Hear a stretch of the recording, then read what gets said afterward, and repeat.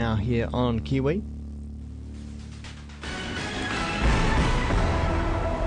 We're looking forward to this week and next week, and then it'll be holiday time for a few weeks as everyone around here in the Beehive looks forward to just a little break to recharge the batteries. But we'll talk to you more about that in the next week or so. That's a lovely cheerful message there from the Prime Minister, launching State of It for this week with Selwyn Manning, thanks to livenews.co.nz. Selwyn, good morning. Yeah, good morning, Glenn. Yeah, I couldn't agree with the Prime Minister more, aren't we? All looking forward to this Christmas break, and a break from the politicians for a while too. We are, and I mean, with the big news of the past week, of course, David Shearer taking over the leadership of the Labour Party, you'd think, well, that'll be it for before Christmas. But no, there's still a bit more political theatre to be done, right?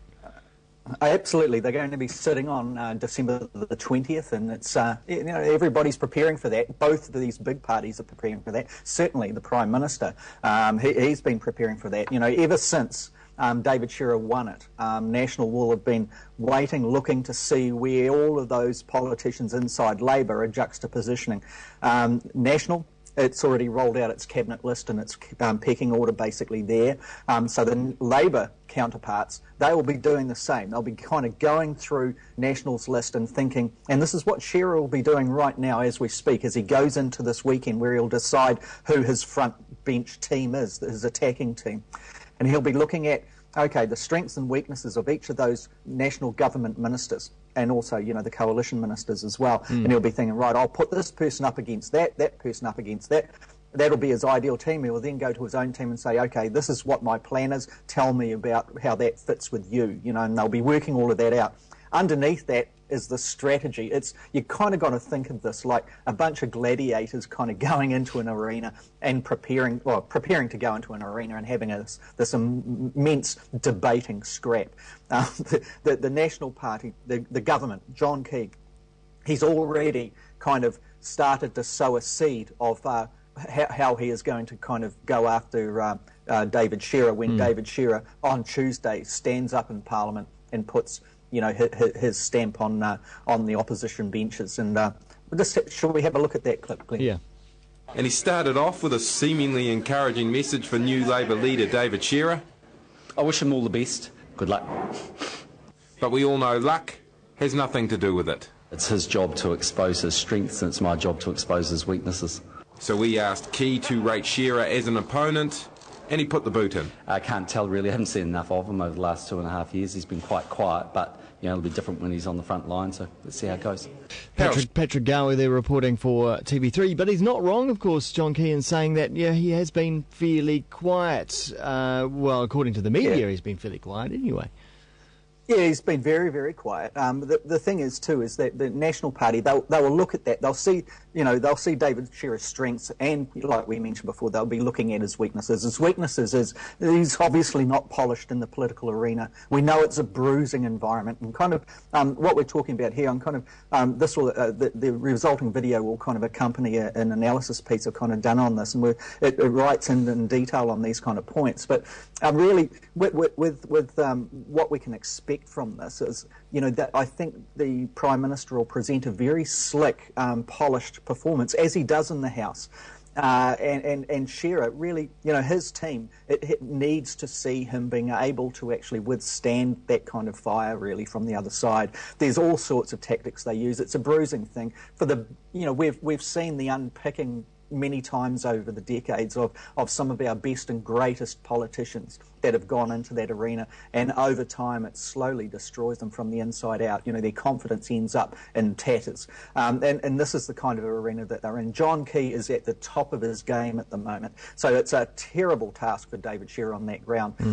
But it's an important one. And really, I think it'll be very indicative of where the opposition benches go when we finally see on Monday what David Shearer's top team is. If you were going in there, I was just saying, so there's a question mark, though, over Cunliffe at this stage. Cunliffe has said, well, he wants to spend the summer sort of deciding what he wants to do, but David Shearer needs to decide by Monday what his frontline team is going to be. He does, and David Cunliffe really has to stop pouncing around on this, to be frank. There's a job to be done. There's a team to be played within. And, ideally what you would want is David Shearer taking his his skills out on the front, which are clearly obvious, the cred that he brings from outside Parliament, this honest kind of broker, this person who seems to be able to be a solid administrator of a team that pulls divisive factions all together into one.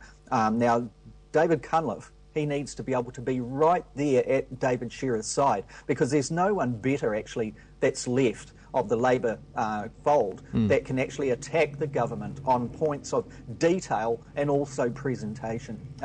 The whole thing really is very important, and I'm not saying the whole Labour team is hinged on what David Cunliffe does there, but it's certainly an important one. I argue in this piece here that will be published later this morning that David Cunliffe would be a fantastic person to put up against Stephen Joyce's new portfolio. Now, though Stephen Joyce is the rising star, or he's the risen star, we should say, in National.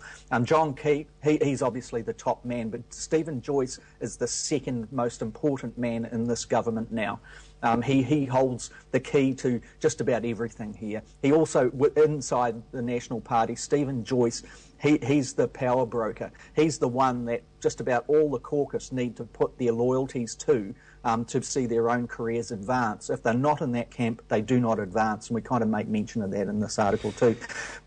Yeah. A possible, ascension plan there for Stephen Joyce to take over from John Key whenever he steps down?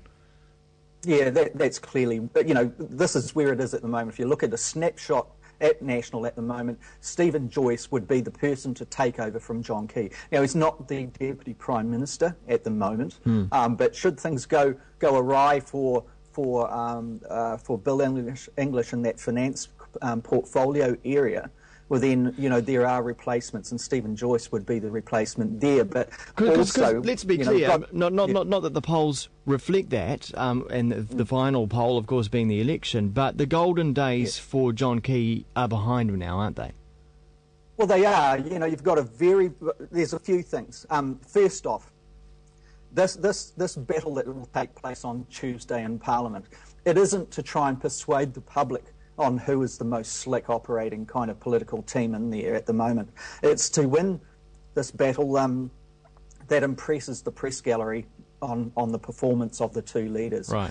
It's also a battle that is designed to, from the National Party government point of view, to undermine the confidence of the Labour dyed-in-the-wool kind of members, but certainly those in the Parliament itself, the members of Parliament, the Labour members of Parliament. They've just elected a new hope. This guy that was going to carry their hope through to 2014. National's job now on Tuesday is to try and make all of those Labour Party people think, oh no, we made the biggest mistake and we've got to suffer this for days, weeks, months and years. This is what it's all about there.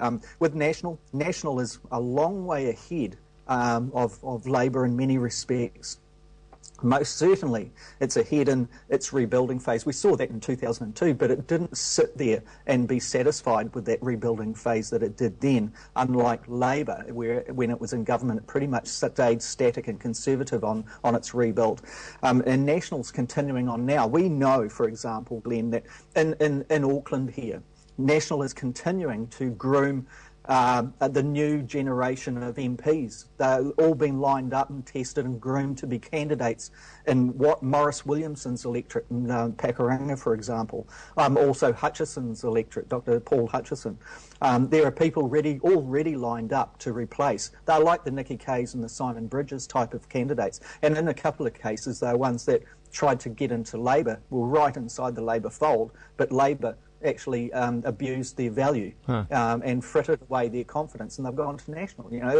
So this is, Labour's got a lot of rebuilding to do. It needs to be confident in David Shearer. He needs to perform on Tuesday in the best way he can, and we kind of speak to this in this article as well, in a sense. Well, that article will be up at livenews.co.nz a little bit later on this morning, along with this video as well. Selwyn, thanks very much. Okay, Glenn, take care. State of it.